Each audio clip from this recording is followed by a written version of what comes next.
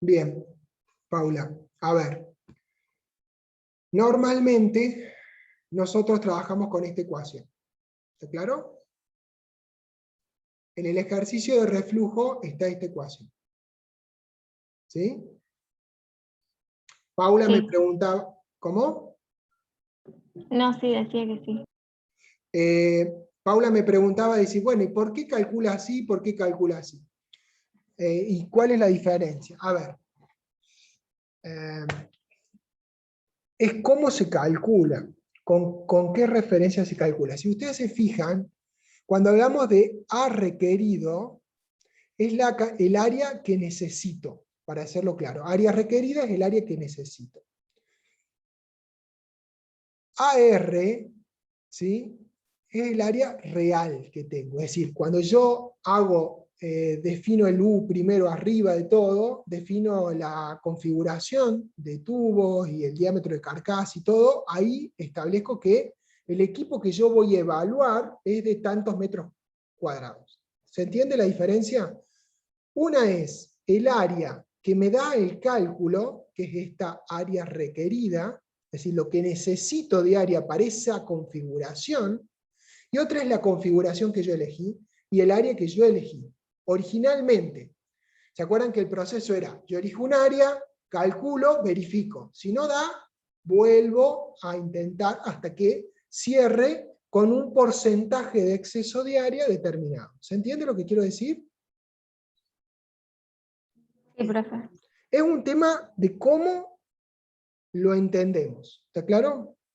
A ver, en todos los casos yo les recomiendo que aparte de aplicar la fórmula, miren los números. ¿Qué quiero decir con esto? Supónganse en este caso, el área requerida, perdón, ¿podés subir un poquito para ver el otra área, digamos? O listala, o escribila para que te... Exactamente. Bien, ahí está. Fíjense, si yo pongo esta ecuación, o si yo pongo esta ecuación, en un caso me da 58% más, ¿sí? Y en otro caso me da 142% más. Y ustedes dicen, ¿pero qué pasa? ¿Cuál es la diferencia? ¿Por qué me está dando esto? Bien. En un caso, referencia al área real, y en otro caso, referencia al área requerida. ¿Qué significa que referencia al área real o que es referencia al área requerida? Significa que en un caso yo digo cuánto me sobra con respecto al área real, y en el otro caso yo digo cuánto me sobra respecto al área requerida.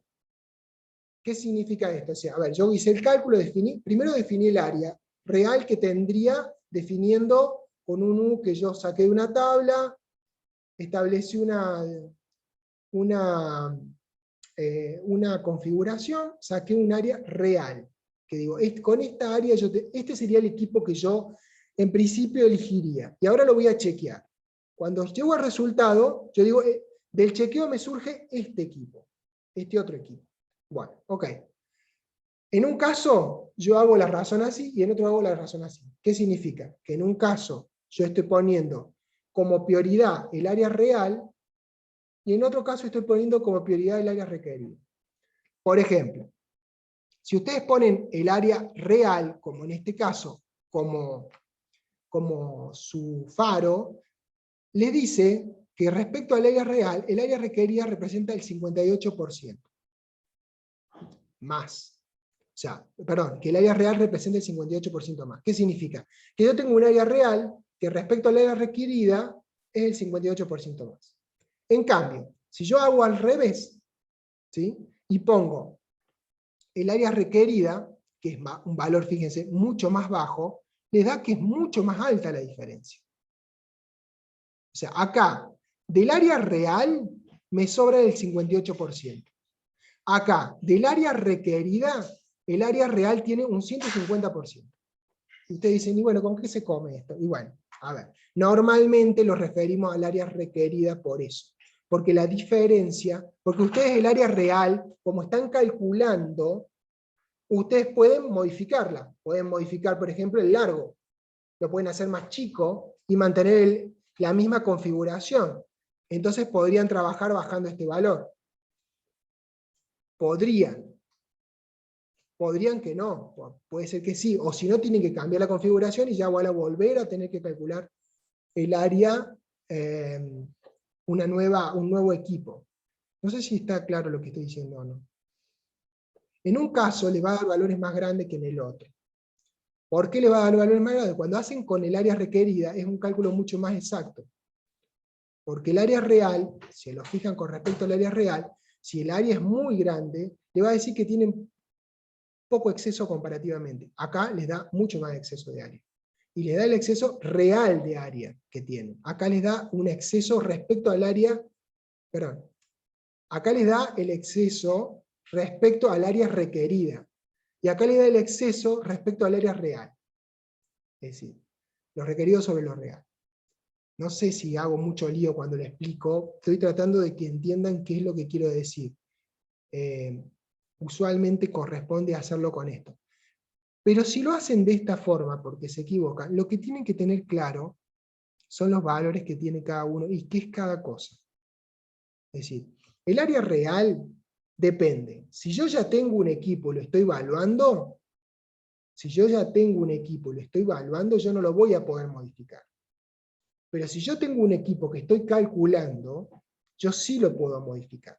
Entonces, por eso depende del caso. Pero en principio siempre conviene establecer esta ecuación porque lo evalúan respecto al área requerida, o sea, lo que necesitan. Entonces hacen la comparativa con respecto a lo que necesitan. Y esta comparativa respecto a lo que necesitan le dicen que tiene más de una vez el área que necesitan. Con lo cual, el área está sobredimensionada. ¿Sí? Acá también les dice que está sobredimensionada, pero se lo dice de otra manera. ¿Sí? Si ustedes saben lo que están hablando, claramente van a sacar la misma conclusión mirando y por comparativa. ¿Se entiende? Yo siempre recomiendo que hagan la comparativa, porque por ahí, por error, se bandean en estos datos y ponen al revés, porque se equivocan, y sacan una conclusión muy diferente de la realidad. Eso me pasa, normalmente siempre corrijo esto, porque independientemente de cómo sea la ecuación o cómo la utilicen, lo importante acá es mantener las relaciones correctas. Si ustedes ponen el área requerida por el área real y el área real por la requerida en esta ecuación, les va a dar al revés. Le va a decir que le falta área. Y ese es el error más grave. Ahora, si tienen que comparar entre esto y esto, les conviene hacerlo de esta forma. ¿Sí? Les conviene de esta forma. Y no de esta. ¿Está claro? Creo que dije bien o dije al revés. Les conviene, sí, de esta forma. Les convendría porque está con respecto al área requerida, no con respecto al área real. ¿Sí? No sé si se entendió o no. Sí, profe, ahí se entendió, gracias. Medio por ahí, este punto que es o sea, existen dos formas de evaluar esto. Lo hacen con una fórmula y sacan un resultado en función de lo que te da, o si no, hacen una simple comparatoria entre esto y esto. Esto es lo que necesito, esto es lo que tengo. ¿Me sirve o no me sirve? Y bueno, en este caso, vean, 173 es más del doble, lo que necesito. Casi el doble. Un poquito más del doble. Casi, 142%. Entonces es un área muy grande para lo que ustedes necesitan. Tienen que recalcular, deberían recalcular. Después ustedes toman la decisión que quieran, pero deberían recalcular. Bien, Gracias, sé que es profe. un poco complejo por ahí, estas cuestiones cuestan un poquito de entender, pero bueno. ¿Alguna otra duda? ¿Alguna otra pregunta? ¿Algo que necesitan?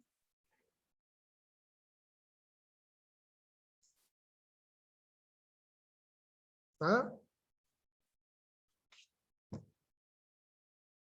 Bueno, si no tienen demasiado, yo les querría compartir pantalla, o sea, yo lo quisiera hacer la siguiente aclaración.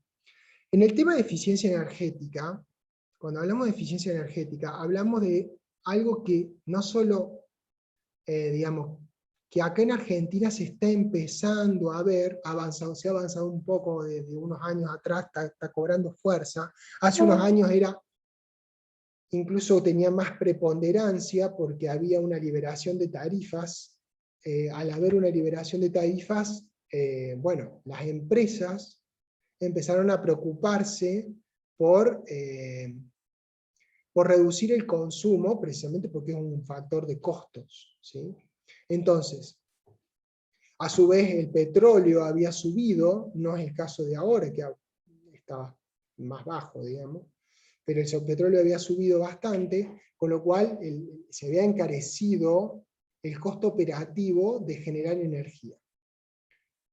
Tiempo atrás, incluso había un proyecto, hace 4, sí, el anterior gobierno le había dado un cierto impulso a la generación de energía, y le había dado un impulso a la generación de hacer eficiencia energética.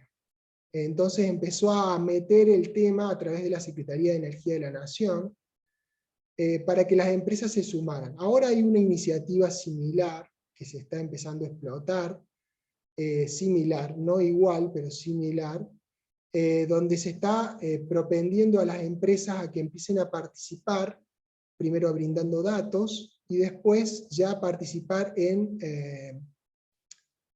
ciertas iniciativas. Por ejemplo, redes de eficiencia energética, que se llaman, que son, digamos, grupos, se juntan, se agrupan en empresas y se hacen una formación para los líderes energéticos de cada empresa, y se propende a que las empresas entren en un sistema de gestión de la energía.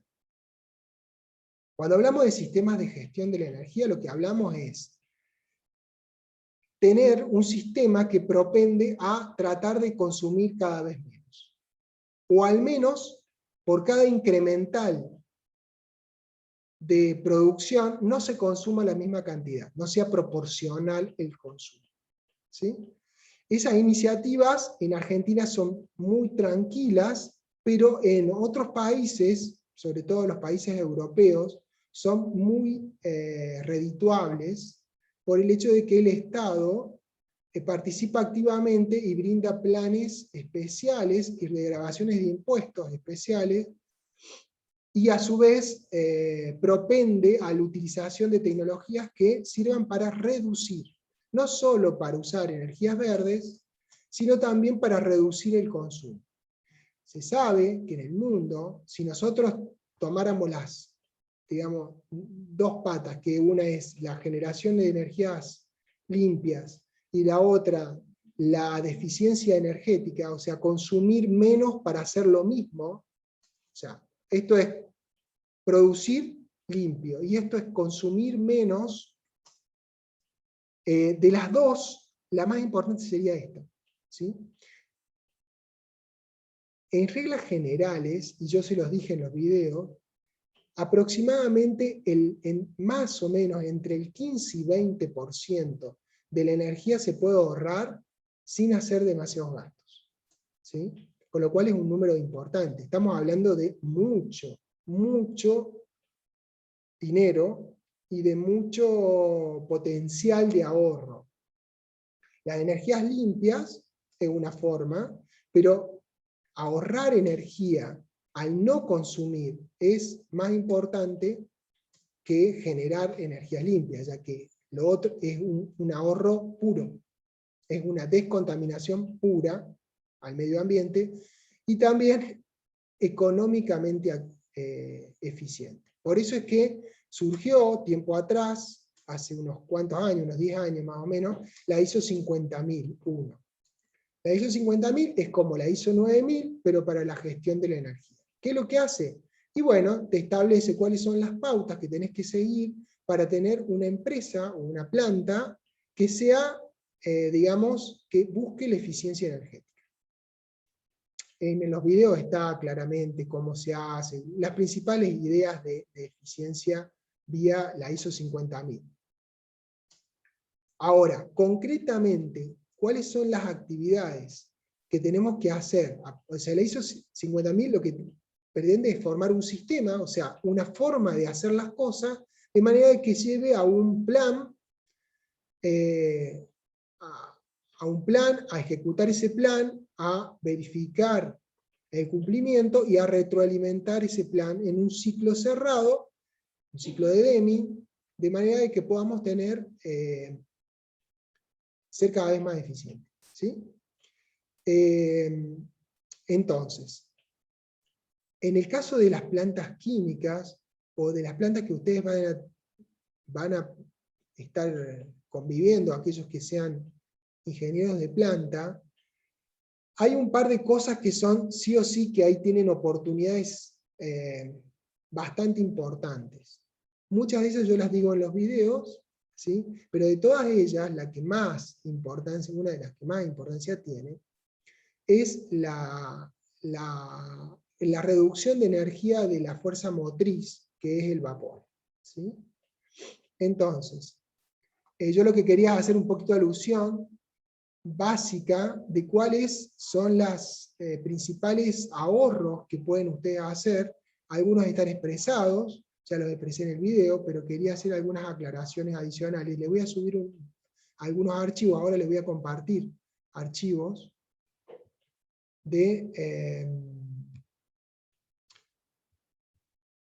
por ejemplo, no sé si ven ahí, ¿están viendo? Esto es un archivo que ustedes lo pueden bajar incluso de internet, donde está disponible, que se llama Guía de Eficiencia Energética del Sistema de Vapor. Eso se hizo el Comité Argentino del Consejo Mundial de la Energía. Acá hay gente bastante reconocida, yo conozco a esta persona, que fue subsecretaria de Eficiencia y Ahorro de Energía en la época de Macri, en el gobierno de Macri. Y, por ejemplo, bueno, hay otra persona más que no la encuentro acá, que también me pareció muy importante, muy clara. A mí digamos, es la que me formó un poquito a mí en esto. Que se llama Andrea Haynes, y la otra chica, también, bueno, ahora no me acuerdo el nombre. Bien. En sistemas o sea, ustedes normalmente las plantas químicas van a tener sistemas de vapor. Normalmente casi todas las plantas tienen un sistema de vapor, salvo honradas excepciones, porque el vapor, y ustedes saben, es uno de los fluidos más eficientes en la transferencia de calor, con lo cual se lo usa como fuerza motriz y también como vector energético para poder movilizar, ya sea calentar equipos, mover órganos de máquina en algún caso, y generar inocuidad, o sea, generar condiciones de temperatura que permitan mantener las instalaciones libres de gérmenes, por ejemplo en el caso de las alimenticias. Bueno, y es una forma fácil de transferir calor, con lo cual se usa bastante. En el caso del vapor, nosotros, o sea, podemos tener eficiencias en el caso de la generación, es decir, en la zona de la caldera, eficiencia en la zona de distribución, es decir, en los ramales que distribuyen vapor. ¿Se ubican lo que estoy diciendo? O eficiencias en el uso del vapor. ¿Sí? Esas tres cosas son las tres patas del uso. Si ustedes, perdón, a ver si puedo. Si ustedes, este es otro, ¿me están viendo que cambié de pantalla? Hola, ¿me ven que cambié de pantalla o Sí, no? profe. Bien.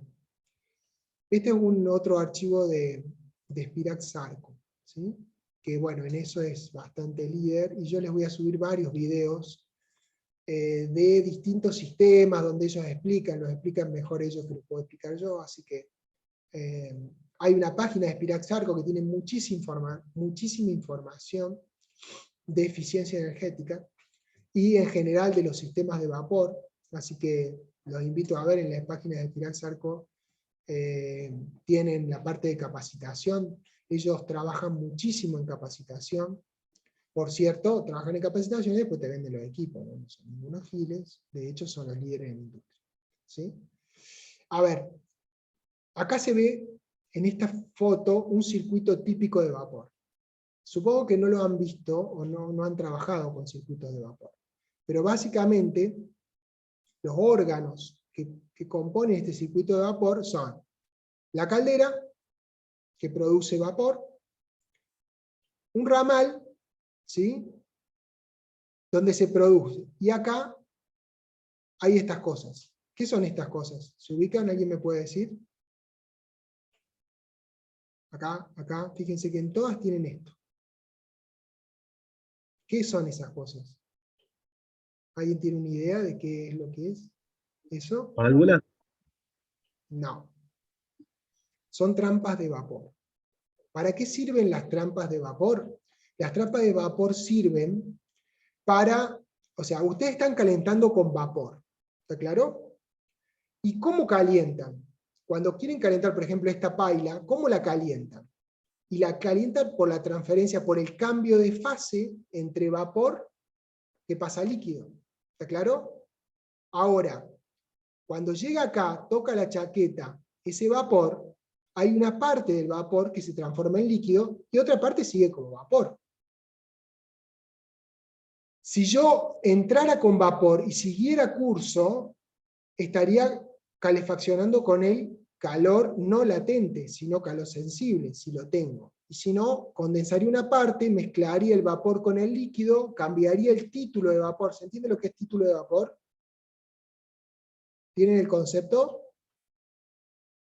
Lo deberían haber visto en termodinámica, pero les pregunto, ¿entienden lo que es el título de vapor? Para que hable un mensaje que sirva, ¿no? ¿Entienden o no entienden qué es el título de vapor? ¿Saben lo que es o no saben? ¿Quieren que lo aclare? Sí, profe. El título de vapor es la porcentaje de vapor, o sea, si ustedes suponete, pónganse que yo quiero ver el título de vapor acá. ¿Qué es lo que voy a ver? Voy a sacar una muestra y voy a ver cuánto de ese vapor que viene tiene vapor en el punto de condensación y cuánto ya se ha formado de líquido. ¿Por qué es importante el título de vapor? El título de vapor es importante porque si yo tengo, por ejemplo, acá circulando un vapor que está mezclado con líquido y mucha cantidad, cuando yo llegue al equipo, el contacto va a haber menos concentración de vapor y por lo tanto la transferencia de calor va a disminuir. A su vez, ese líquido me va a generar otros problemas, como por ejemplo golpes de ariete, ¿sí? Que es otro concepto que no sé si tiene. ¿Sí?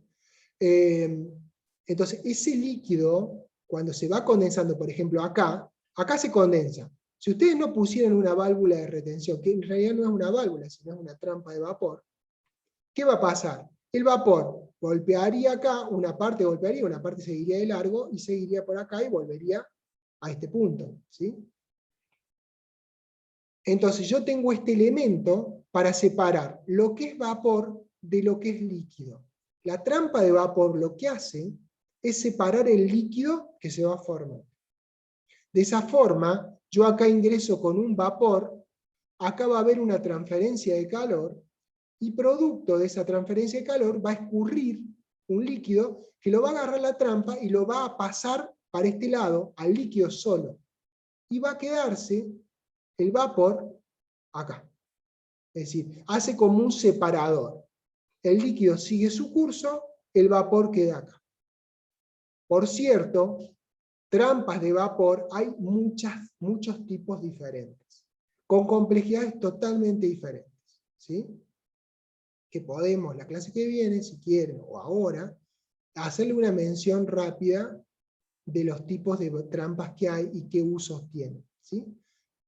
Podemos hacerlo. Entonces, en un circuito de vapor ustedes tienen el vapor que circula hasta los medios de calefacción, Y a partir de un punto que entra el equipo y sale, tienen un condensado porque el vapor llega hasta acá.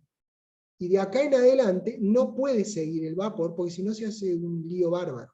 Imagínense, equipos diferentes que condensan diferente entre sí, entonces generan distinta cantidad de líquido, y ese líquido mezclado con vapor, si no tuvieran estas trampas, seguiría y se haría un lío bárbaro. ¿Por qué? Porque acá hay una caída de presión, acá hay otra caída de presión, acá hay una cantidad de líquido de vapor, acá habría otra cantidad de líquido de vapor, y eso sería un lío. Entonces por eso se separa, y esos ramales, que ya son de condensado, bajan y retornan. Lo ideal es que retornen y se vuelvan a la caldera. De esa forma tendría un circuito cerrado, ¿sí? Eso que parece tan bonito no es tan fácil. ¿Está claro? Y la pregunta, ¿por qué les parece que no es tan fácil? ¿Alguien tiene alguna idea de por qué no es tan fácil hacer esto, que condensen, vayan, vengan acá y vuelvan? ¿A alguien se le ocurre algo? Por eso quiero tratar de, en lo posible, aclarar algunas cosas, para que ustedes entiendan cómo funciona un circuito de vapor, ¿sí? Y los inconvenientes que tiene, o sea, cosas generales, ¿no? Porque es todo un tema. Sobre todo cuando hay plantas, cuando las plantas son grandes, cuando los usos son diversos. Cuando es una fabriquita chica que tiene una calderita con una paila, y calderita y paila, no hay mucho que hablar. ¿Está claro? Ahora, cuando es caldera, paila, equipo, ya la cosa se complica un poco, ¿sí? ¿Por qué digo que no es tan fácil? Porque nadie habló, entonces sigo hablando yo.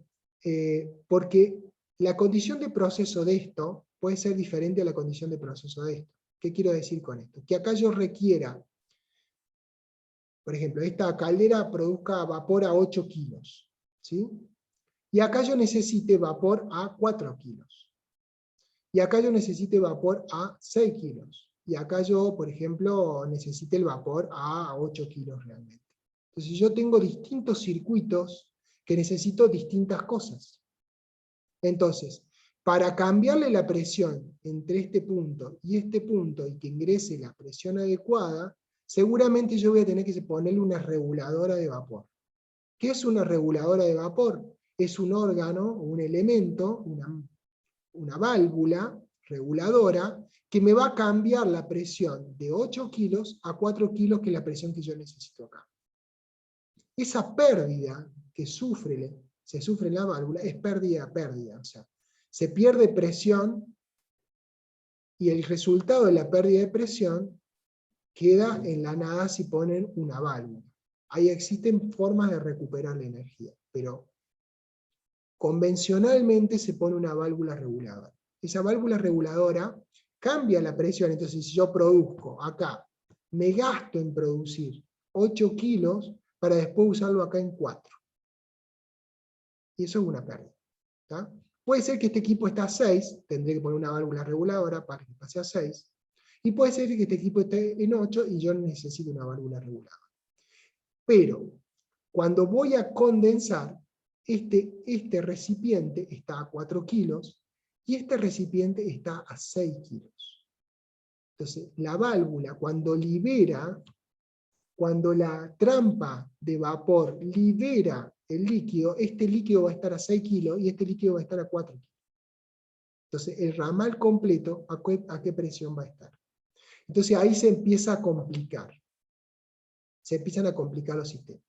A su vez, existen algunos inconvenientes en la realidad, que son uno de los inconvenientes que, por ejemplo, existan, acá hay una serpentina, acá por ejemplo hay una serpentina, existan pinchaduras en la serpentina. Si existe una pinchadura en una serpentina, se va a meter algo extraño al vapor, y esa entrada de ese extraño al vapor va a contaminar el condensador. ¿Y qué va a pasar? Que si yo reciclo eso y lo paso a la caldera, me va a entrar un elemento extraño a la caldera. Si entra un elemento extraño, ¿qué va a pasar? Va a producir un incondensable. Puede producir un incondensable. Por ejemplo, supónganse que ustedes tienen una planta alimenticia. Las plantas alimenticias trabajan con, por ejemplo, supongamos que sea leche, o como donde yo trabajo en refinería, grasa. La grasa, calentada a temperaturas importantes, por ejemplo en el seno de una caldera, se carboniza y produce, por cracking, incluso la grasa es un éster, puede producir un alcohol y un ácido, y esos componentes son más volátiles que el agua. ¿Y qué pasa cuando tengan un problema? Van a tener un incondensable en la caldera. Ustedes no saben el quilombo que se les va a armar. ¿Por qué? Porque les va a afectar la generación. Porque va a haber algo que va a evaporarse, porque ya está casi evaporado, o sea, con un poquito de calor lo levantan y lo meten en que no sirve para nada, no sirve como un vapor. Entonces, ¿qué va a producir? Va a producir un flujo de vapor que no va a ser vapor. Va a ser vapor con otra cosa. Y esa otra cosa es un incondensable. Y los incondensables saben lo que producen, porque ya lo vimos en intercambiadores, una baja en la transferencia de energía. Baja el coeficiente de transferencia de calor.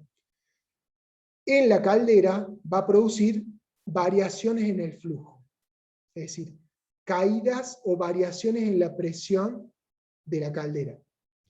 Y en los equipos va a ser la acumulación de incondensables, ¿sí? Por ejemplo. Entonces, lo que parece acá simple, hay ciertos elementos que empiezan a complejizar.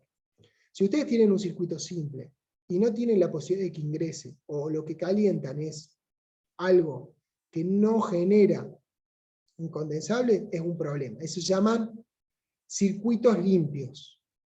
Es decir, o condensado limpio. Ahora, cuando tengan condensado sucio, o condensado mezclado, o sucio se les llama, el tratamiento que le pueden hacer a ese condensado es totalmente diferente.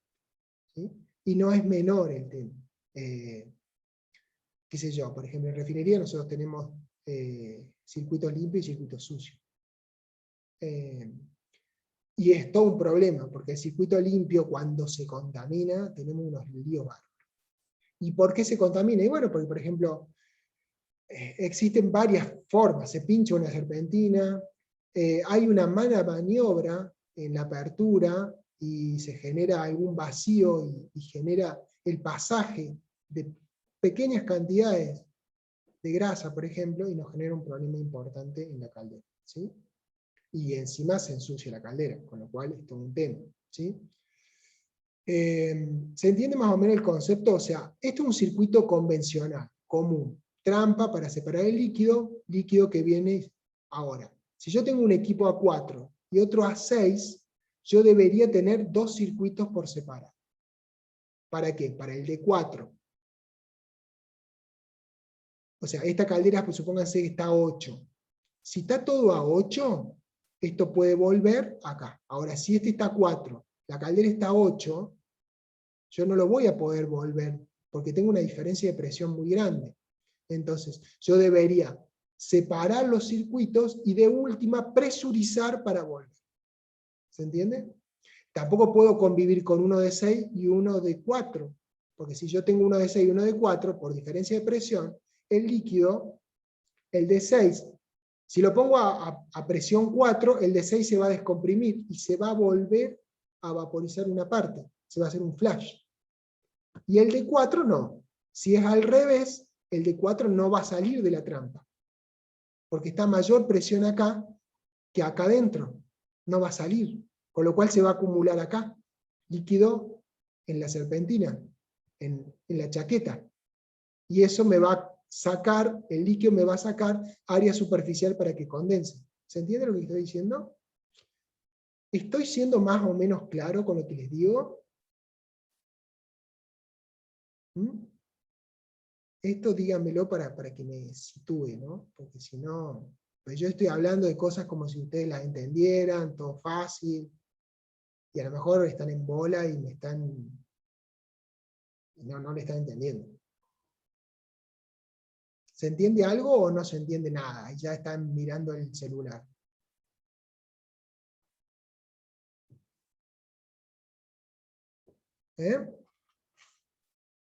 Veo que nadie responde. Si nadie responde es porque están... Chao. ¿Se fueron? Profe, se entiende. Es un poco nuevo para nosotros, pero se entiende. Lo que pasa es que no lo ven en ningún lado, lo van a ver en una fábrica. Este es el tema. Entonces la idea es darle un poquito de idea sobre sistemas de vapor para que no estén tan libres a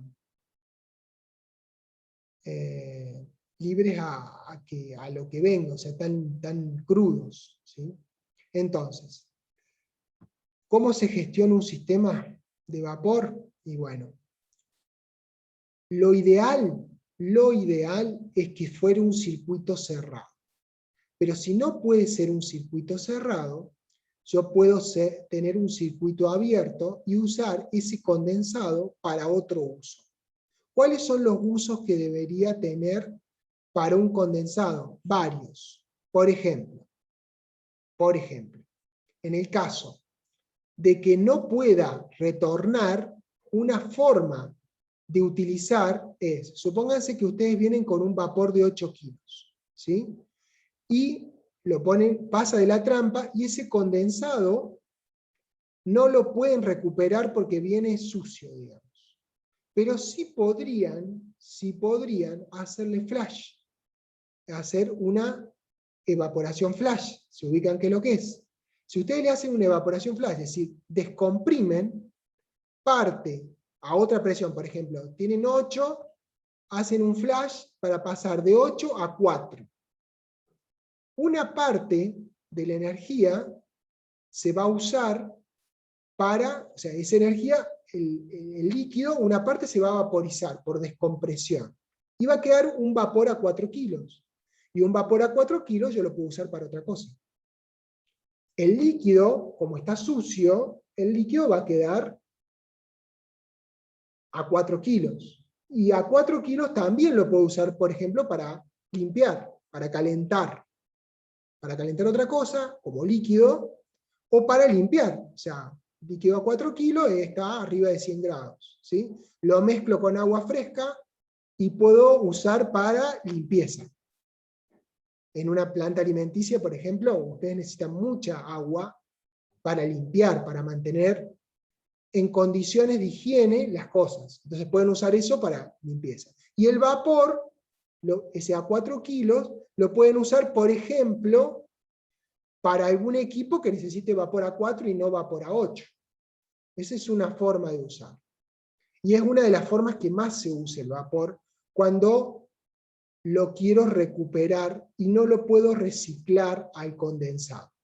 Cuando yo puedo reciclar el condensado, lo ideal sería que colecte todo el condensado o distintos ramales con distintas presiones, los colecte, los comprima con una bomba, porque es un líquido, puedo ponerle una bomba, por ejemplo, positiva, hay ciertas bombas que se usan, comprimirlo y mandarlo al tanque de alimentación.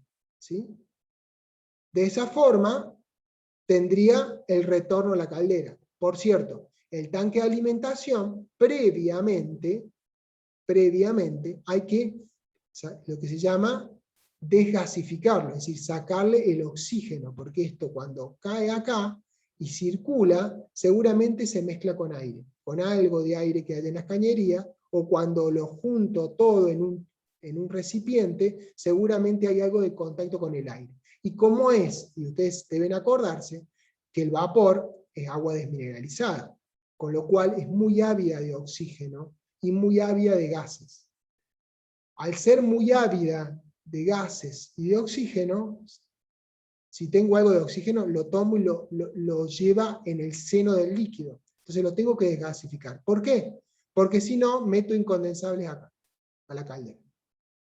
¿Se entiende? Entonces, este tanque de alimentación que le ven este domo, es una alimentación desairador. ¿Sí? que también se usa para evitar que entre aire a la caldera y genere incondensables. Casi todas las calderas tienen su desairador, sobre todo si son calderas grandes, ¿sí? Es un elemento constitutivo de la caldera, ¿sí? De calderas grandes, de calderas chicas, no, usan la purga directamente. O sea, purgan, cuando arrancan, purgan y van purgando cada tanto, o lo usan o usan el vapor mezclado con aire. ¿Se entiende? Bien, no sé si queda claro más o menos cómo deberían trabajar. Este apunte, que está bastante bueno, esto es, por ejemplo, una válvula reguladora de presión, para reducir la presión. ¿Cuáles son las partes constitutivas? Básicamente tiene un separador de gotas grande, la válvula propiamente dicha, y ahí va el vapor, ¿sí? Este apunte, bueno, del dimensionamiento de las tuberías, bueno, acá habla de cómo dimensionar una tubería, está bastante piola y están los cálculos de cómo se hace. Este apunte está muy bueno, tiene formas de definir nomogramas para sacar cuál es el diámetro necesario en los ramales de una cañería de vapor. ¿Sí? ¿Cuánto es el diámetro y cuál es el diámetro de los colectores de vapor?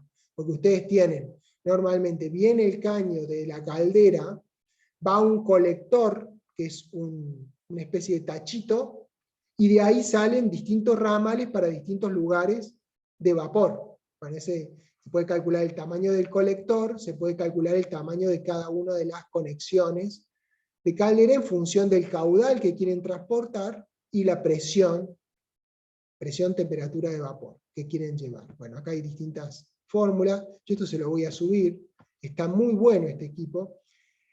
Y después, en un sistema que lleva el vapor, ustedes tienen lo que decíamos las trampas.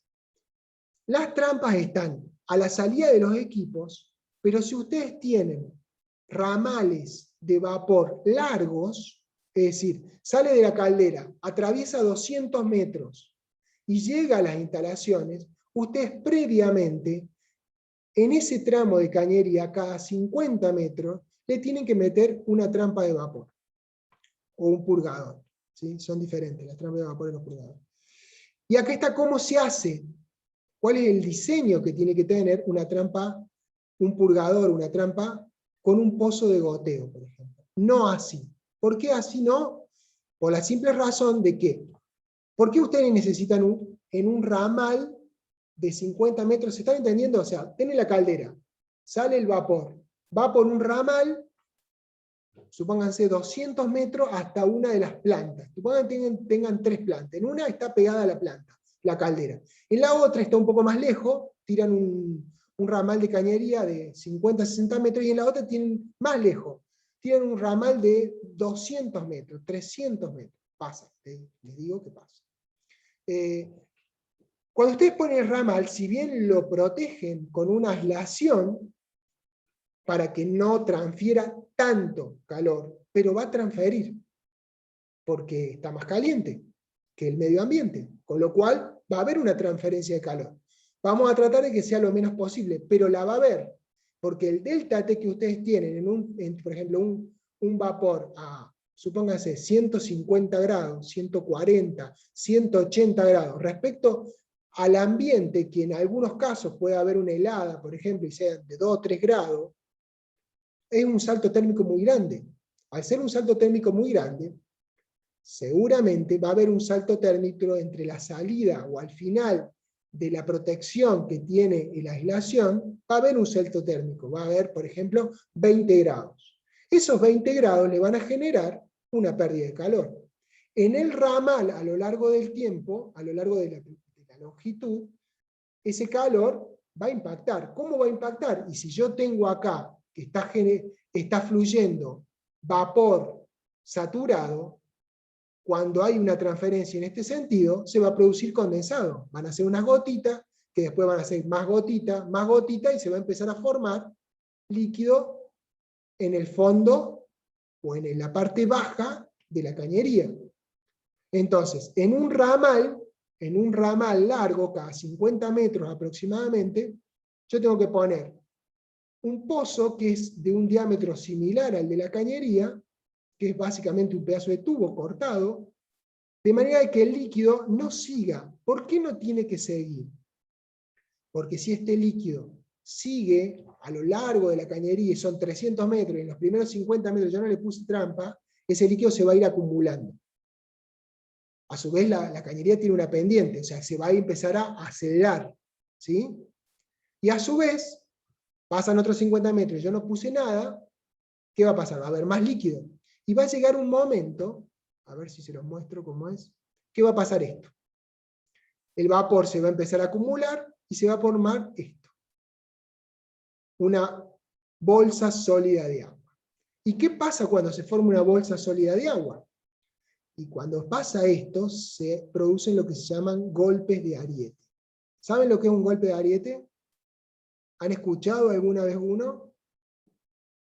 ¿Han visto el efecto que tiene un golpe de ariete? Alguien que trabaje en fábrica, alguna vez estuvo en una fábrica, escuchó algo, ¿no? ¿Sí o no? ¿Lo han No, visto? profe. ¿No? Bueno. Imagínense que les disparan al lado del oído. Es más o menos el ruido que tiene un golpe de ariete, de una cañería grande. Es un estruendo. Un golpe de ariete les puede hacer reventar una cañería. ¿Por qué? Porque el vapor viene fluyendo, encuentra este tapón, y es como un disparo. ¿Dónde va a pegar ese disparo? Normalmente en un codo de una cañería. O sea, va a ir acelerándolo hasta que cuando cambie la sección o cambie la curvatura, o sea, venga y cambie la posición, va a ser como un disparo. O sea, va a pegar y va, o sea, es mucho líquido de golpe, golpeando sobre la cañería, y bueno, puede saltar una brida, puede saltar una válvula de seguridad, y se produce la disparada, o puede desacomodar toda una cañería, ¿sí? Digo desacomodar porque les puedo asegurar que el movimiento y el ruido es bastante importante cuando se produce un golpe de ariete.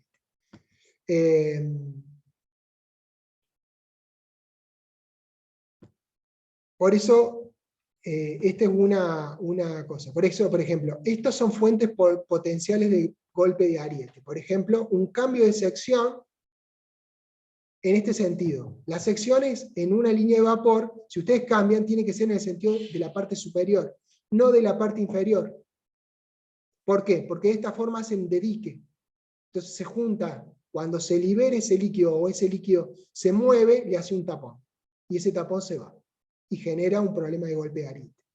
Cuando ponen, que suelen usarse cada tanto para evitar, supónganse que ustedes tienen, normalmente las cañerías de vapor pueden ser, normalmente no se hacen de acero inoxidable porque son muy caras, entonces se suelen hacer de acero al carbono.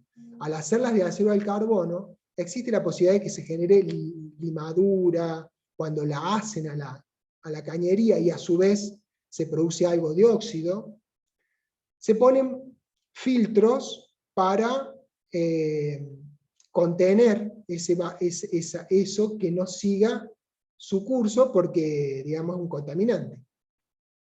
Cuando ustedes ponen un filtro en esta posición y lo ponen así, por gravedad se va a formar un reservorio, y ese reservorio en cualquier momento puede salir haciendo exactamente lo mismo. Lo mismo si la cañería tiene esta forma, ¿sí? Estas son algunas de las ideas, ¿sí? Otra de las cuestiones, entonces, es cuando yo voy a sacar vapor de un ramal, lo saco desde arriba al vapor. ¿Por qué? Porque acá abajo, si yo lo pongo acá abajo, no voy a sacar vapor puro, no voy a sacar vapor vivo, voy a sacar vapor mezclado con líquido, el líquido que está en el fondo. Si bien yo le pongo cada 50 metros, por ejemplo, una trampa, si yo saco en cualquier lugar, lejos de la trampa, el líquido que va a estar acá abajo, me va a generar un título de vapor muy alto, porque voy a colectar todo ese líquido más el vapor que va. Con lo cual lo mezclo con líquido al vapor y le cambio el título. Con lo cual genera una ineficiencia, porque una parte de lo que se va a transportar es líquido que no me sirve. ¿Sí? ¿Se entienden los conceptos que estoy marcando? Este es el concepto que les hablo. O sea, El vapor tiene que subir e ir para arriba. No agarrarlo de abajo porque va a pasar esto. El líquido se va a ir para ahí. ¿Se entiende? ¿Se entiende algo de lo que estoy diciendo? Bien. Este sería el esquema de un diagrama de tubería en un ramal.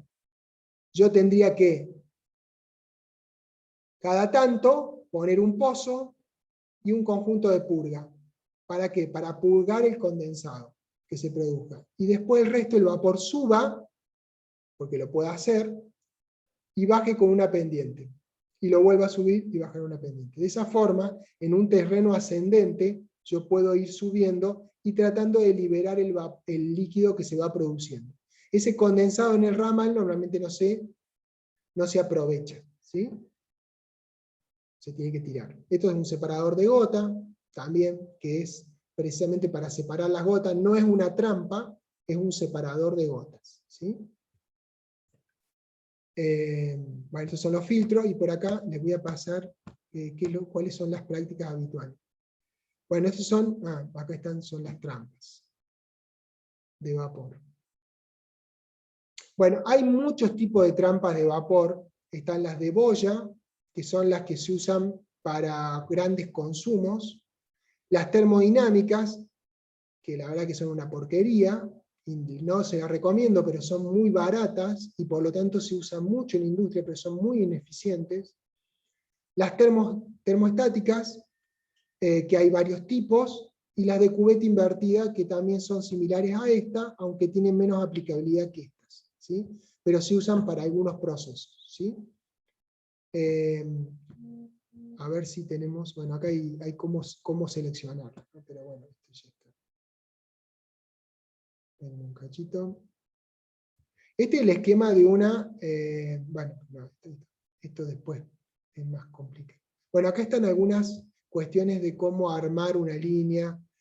Por ejemplo, otra de las cosas que tiene que tener una tubería de vapor es una lira o una curva completa. ¿Para qué se usa esto? Se usa para absorber dilataciones. Si ustedes tienen una cañería muy larga, existen varias formas de poder, o sea, cuando está frío, tiene una longitud. Cuando se calienta, porque lo ponen en funcionamiento, no siempre la línea de vapor va a tener vapor. Pues hace una parada, se enfría la instalación, tienen que poder evacuar el líquido que se produce, y después cuando calientan se produce una dilatación. Entonces son dilatación, contracción, dilatación, contracción. Si no tienen un medio que pueda absorber esa variación, ¿qué va a pasar? Se va a reventar la cañería. ¿Se entiende? Entonces se usan estas liras o curvas completas para que absorban, con esto, que absorban la dilatación. También se usan, si mal no creo está por acá, esto es como dibujarla, los fuelles. Esto es muy usual, ver los fuelles. ¿Para qué se usan los fuelles? Y los fuelles hacen precisamente de fuelle. Absorbe la dilatación entre una cañería cuando se calienta o cuando se enfría. De esa forma pueden absorber la dilatación de la tubería. Bueno, acá hay un esquema de varios fuelles. Yo lo que les estoy tratando de dar es algunos conceptos para que los tengan claros. Bueno, acá están los eliminadores de aire, que también se usan en las tuberías, precisamente cuando ustedes arrancan una instalación. Perdón, acá están. Los eliminadores de aire, que son purgadores, como las trampas de vapor, ustedes pueden, o sea, la trampa de vapor es para separar el líquido del vapor. Las trampas de aire o purgadores de aire se usan con el objeto de separar el aire del vapor. Son especialmente útiles cuando ustedes tienen una instalación que se despresurizó y la van a presurizar. Cuando se despresuriza la instalación, se llena de aire. ¿Está claro? Cuando se presuriza la instalación, empieza a haber aire y hay mezcla de aire y vapor. Los purgadores tienen por objeto separar o ir sacando, purgando el aire que queda, para que no sea una operación solamente manual. y para que en el tiempo, cuando se va acumulando, porque siempre va a haber un poquito de aire, siempre, incluso en la misma caldera, por más que tengan un desaireador, algo de aire va a quedar, y ese aire va a entrar al sistema. Tiene que haber momentos o lugares donde yo pueda hacer esta operación de sacar el aire. ¿Por qué? Porque es un incondensable, lo tengo que eliminar. Estos purgadores se usan para separar. Estos purgadores normalmente lo que tienen es un fenómeno de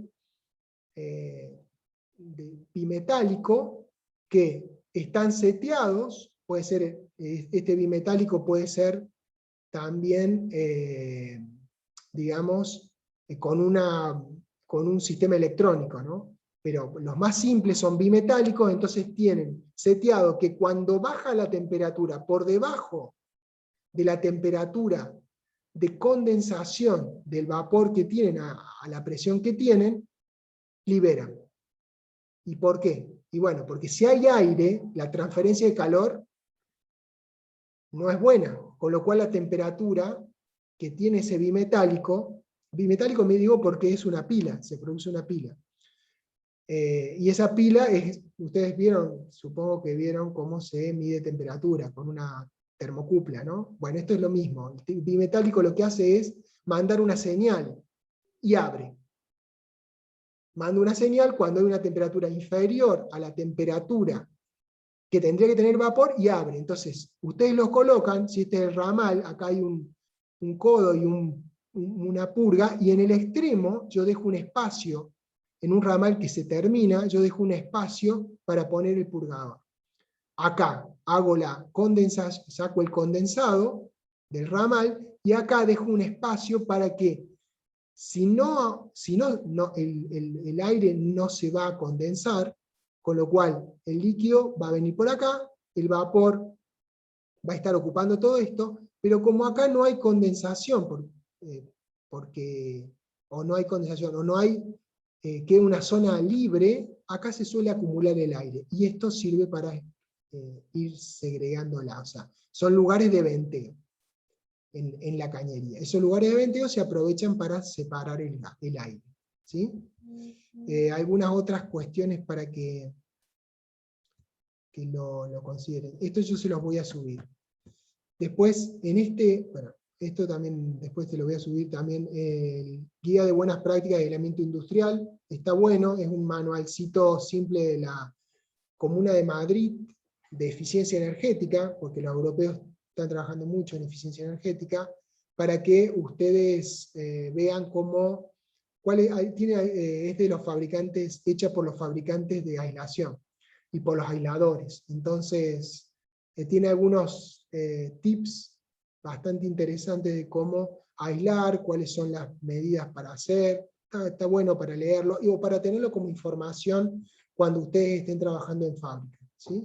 Es bastante piola el coso, al menos a mí me generó estuvo bastante bien, digamos, cuando lo leí, la verdad que me pareció bastante bueno.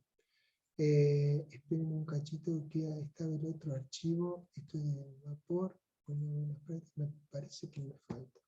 Aguántenme un cachito, voy a abrir otro archivo.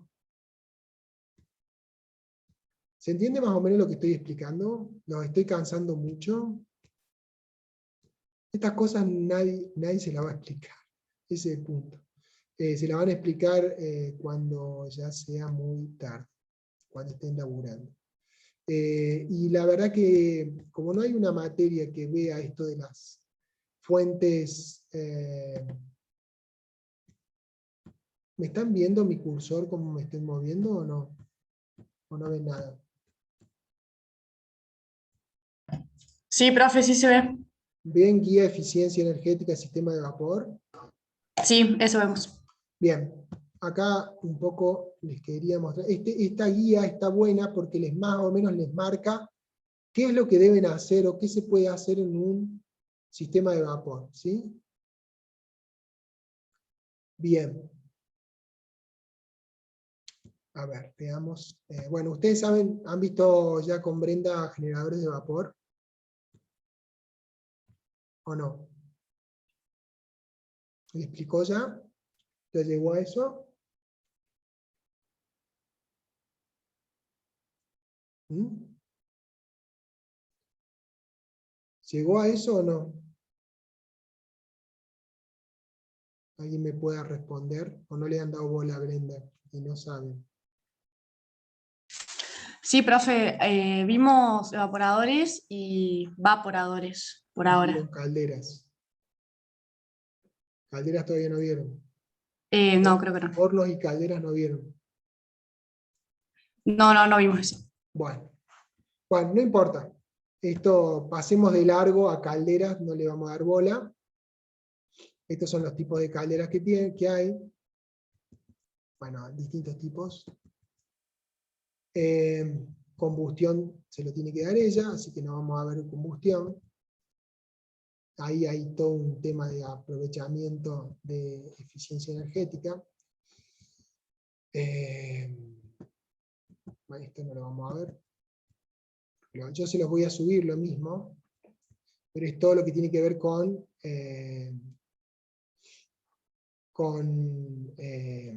calderas en sí.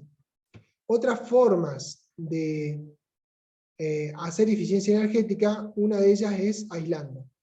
Eso que parece una cosa obvia, decir, bueno, sí, es obvio, si yo tengo un ramal con vapor o elementos que están a alta temperatura o a alta temperatura, o corrientes de proceso que tengo a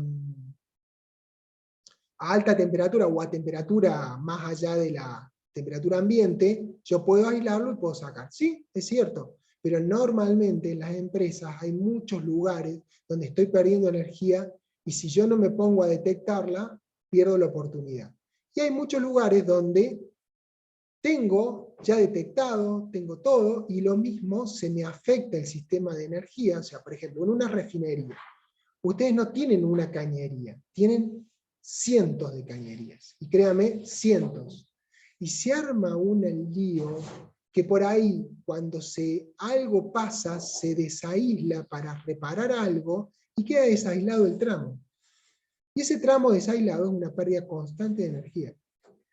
Y ustedes dicen, bueno, pero ¿cómo no se dan cuenta? Porque les puedo asegurar que en el medio de la maraña, si no está bien organizada la empresa, existe alta posibilidad de que haya muchas oportunidades de ese tipo, o sea, por aislación rota, por el material que no está cumpliendo, por el material, por ejemplo, mojado, que es otra de las posibilidades, o sea, se le moja la cañería, o cuando ustedes tienen un caño y lo aíslan, le ponen lana mineral o algún aislante y lo recubren con una protección para que la lana no se afecte. Si la protección falla y llueve, se le va a mojar la lana. Y si se les moja la lana, en vez de ser un aislante, es un conductor, porque está mojada. Y va a haber transferencia de calor. ¿Se entiende? Entonces, una forma de reducir el impacto de la pérdida de energía es teniendo las cañerías y los elementos que tienen temperatura protegidos. Y eso que parece simple, en una planta grande sobre todo, no en una pyme, pero en una planta grande, es sumamente complejo. O sea, complejo no, es de un trabajo permanente de mirar, revisar. ¿Cómo se hace eso? Y lo más fácil de hacer, si la planta es grande, es con cámaras termográficas. No sé si saben lo que es una cámara termográfica, pero una cámara termográfica les permite ver, por diferencia de radiación infrarroja, las temperaturas que tiene cualquier elemento. Eso que ustedes deben ver en las películas, que se ponen los cascos de infrarrojo, bueno, es más o menos lo mismo. La única diferencia es que es una cámara precisamente para mirar temperatura. Eso se usa mucho, por ejemplo, en la parte eléctrica para detectar puntos calientes, pero también tiene una aplicación en esto. O sea, yo puedo salir a buscar dónde tengo diferencias de temperatura. Y esa diferencia de temperatura hacer que se arregle la instalación. Es una tarea de mantenimiento, pero también es una tarea que puede hacer un ingeniero de proceso. ¿Sí? Aislación deficiente, sustituir la aislación. Bueno, y la otra es bueno, acá, esto es todo caldera. la otra también es tratar de, en lo posible, que los equipos donde se produce la energía o donde se consume la energía estén bien aislados, ¿sí? Bien, este capítulo de calderas no lo vamos a poder ver, yo se lo voy a subir lo mismo.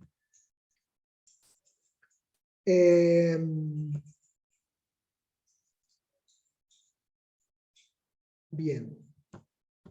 Disculpen que estoy buscando una... Bueno, acá habla de los golpes de aire que ya hablamos. El aire, que también hablamos, las trampas de vapor. Y el otro punto es la recuperación del condensado, que habíamos hablado parcialmente, pero que lo que quería mostrarles es esto.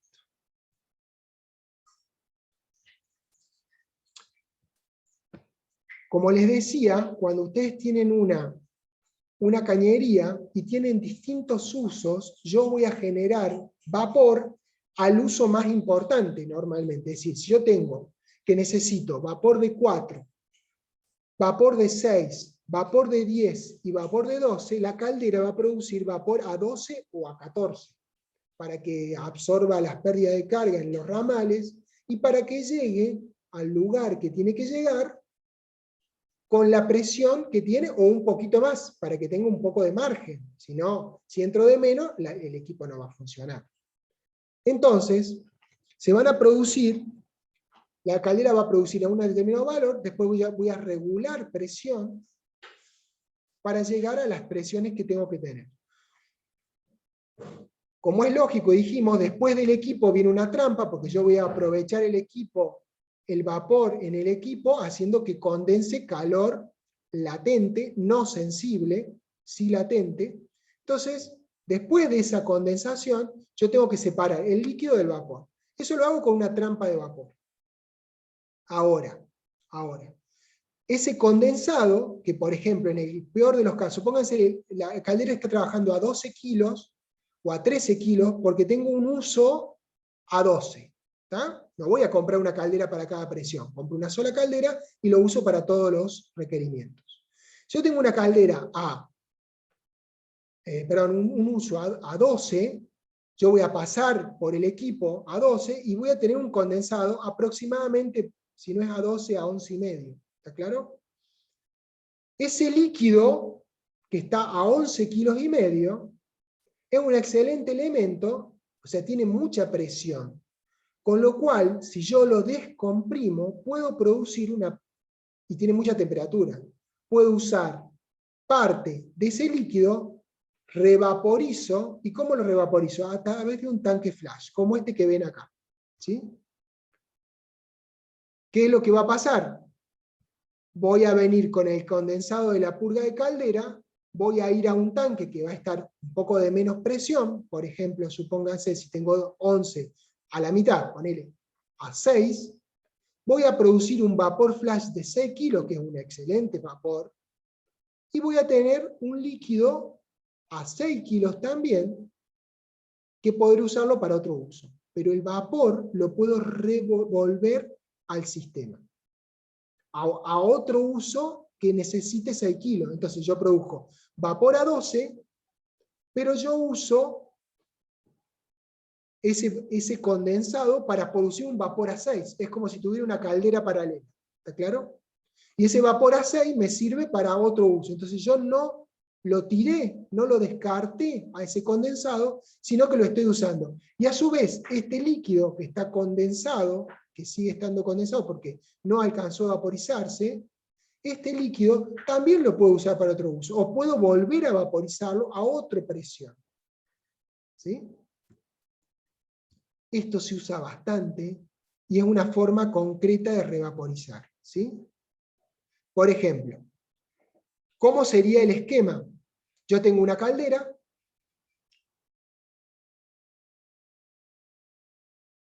lo mando a distintos equipos, hago la trampa de vapor, el condensado viene acá, ¿sí? Vaporizo, por ejemplo, el vaporizado puede ir al tanque de alimentación de la caldera. ¿Por qué? Porque se acuerdan que yo les dije que el tanque de alimentación de la caldera yo digamos, le saco el componente, el oxígeno posible. Cuando viene agua para alimentar a la caldera, para renovar el agua de la caldera, esa agua es agua común, o agua de un pozo, o agua desmineralizada, pero es agua que tiene oxígeno metido. Entonces, normalmente se usa parte del vapor para hacer burbujear el líquido que está acá, para el líquido del tanque, con el objeto de que ese burbujeo separe el aire, lo lleve consigo. ¿Sí? Entonces siempre que tengan un tanque de alimentación, hacen un desaireador, y el desaireador no es otra cosa que un burbujeador que burbujea vapor, y de esa forma separa el oxígeno para que no ingrese a la caldera. Entonces ustedes tienen acá una bomba de condensado, o sea, acá bajan la presión, tienen una bomba de condensado que recomprime y va a la caldera, y acá tienen una bomba que también lo que falta, lo que no aporta esto, se lo aporta esto. Tienen dos flujos. Y si no, a ver si está la bomba de condensado acá. A ver si lo entiendo. Esto está un poco más complejo de ver. Este otro esquema, similar, la caldera, calentando, va a vapor, proceso 1, proceso 2, van a las trampas, van a un ramal completo, el ramal usa una sola presión, o sea que acá hay algo de vapor flash hay, acá está el flash, se hace vapor flash, ese vapor flash se usa para algún uso, y el resto, el líquido que está acá, se lo comprime con una bomba. Estas bombas son bombas de condensado, que son bombas especiales, que toman el condensado y prácticamente trabajan con la misma presión del equipo, son casi autogenerables, no tienen motor, sino que autopropulsan, y de acá va a la caldera de nuevo. ¿Sí? Este es un esquema de bomba de condensado. Y también, no sé si está acá, en otro lugar ahí. Bueno, estas son las bombas, cómo funcionan. Después está el funcionamiento de la bomba de condensado mecánica. Fíjense que es una bomba que trabaja por presiones, y es una bomba que no tiene elemento de máquina, solamente una boya y una carga. Entonces levanta presión, hay una despresurización, levanta presión, cierra, abre, y va pasando el flujo en este sentido. No quiero entrar en detalle porque esto es bastante más técnico, ¿no? A ver, si vemos algo de esto yo se lo voy a subir para que los vean. Tengo un apunte, estoy preparando un apunte que está todo esto ya resumido, pero no lo voy a plantear este año. Bueno, la otra es los materiales aislantes. Bueno, esto lo vamos a pasar porque es muy gordo. Las turbinas de vapor, usar turbina de vapor, esto no lo vamos a ver. Y la otra es la termocompresión del vapor. El otro forma, es decir, nosotros dijimos que con un vapor que estaba, por ejemplo, a 12 kilos, condensábamos una parte, al ponerlo en un equipo, lo que salía del líquido lo podíamos recomprimir, o mejor dicho, no recomprimir, hacerle un flash, generar un vapor a menor presión, y existe una forma, dijimos, ese vapor de 6 lo puedo usar en otro uso. Esa es una parte. Pero también lo que puedo hacer es hacer que haga flash a una presión menor, incluso para que genere más vapor. ¿Sí? Por ejemplo, en vez de 6 kilos lo pongo a 3 kilos, o sea, de 11 a 3, va a vaporizar bastante, porque hay un delta P muy importante, y ese vapor lo puedo termocomprimir. ¿Cómo sería esto? Pongo un eyector. ¿Se ubican qué es un eyector? ¿Lo tiene más o menos claro? ¿Lo vieron en operación unitaria o en, ¿cómo se llama esto? Esa materia que ustedes tienen. Sí, profe, más o menos. Más o menos, bueno. Entonces, ¿qué hago? Ese vapor flash que tengo, uso vapor vivo, vapor de la caldera, 12 kilos, uso el vapor, lo recomprimo y tengo un vapor, en vez de 3 kilos, tengo un vapor de 8 kilos. Usando parte de la entrada acá con esta entrada, ¿sí? Esto es el vapor flash que produje, y este es vapor de caldera directo. Pero de esa forma yo saco un vapor a una presión importante que puedo usar en otro equipo, pero usé buena parte de este vapor, que es un vapor de descarte, porque era de un condensado, ¿sí? Esta es una forma que se está usando bastante, se está usando cada vez más. Los equipos no son baratos, pero se repagan, digamos, bastante bien si está bien hecho el sistema. En Argentina todavía estamos medio verdes con esto, ¿sí? Pero bueno, en la casa, por ejemplo, la gente de Espilaz-Sarco trabaja mucho con esto, y ellos asesoran cuando hay cosas. Espilaz-Sarco es muy caro, pero tienen un muy buen servicio de atención al cliente, y te hacen los cálculos, te hacen todo, ¿sí? Es más, estos equipos, los termocompresores no es que uno los vaya a salir a calcular, porque hay todo un know-how acá de cuál es la relación de compresión, qué cantidad de vapor y líquido, y vapor vivo, madre de la caldera a usar, y todo eso que no es tan simple, digamos.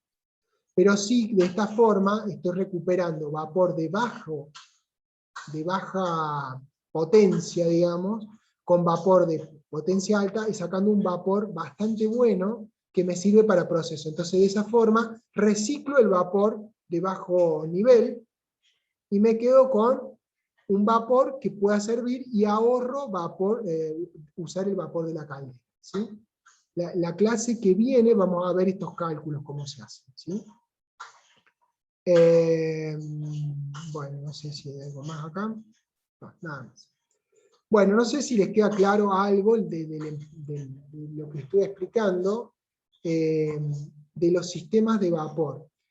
Créanme que como ingenieros de proceso tienen una muy buena oportunidad, si leen esta información, si ven toda la parte de eficiencia energética, es altamente probable que algunos de ustedes, sobre todo si están en planta, los usen bastante. Nosotros vimos hasta ahora esto de eficiencia energética, pero también vimos redes. Redes es un sistema, una forma de hacer eficiencia energética, ya que estoy combinando corrientes de proceso en lugar de usar servicios auxiliares. Bueno, esa es la más eficiente de los sistemas. O sea, tratar de usar la misma energía que le sobra una corriente para dársela a otra. Eso es una ganancia plena.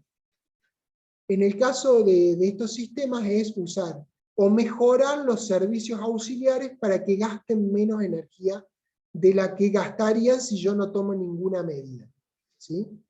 Después tenemos otros ahorros que estaban enunciados, y yo les marqué en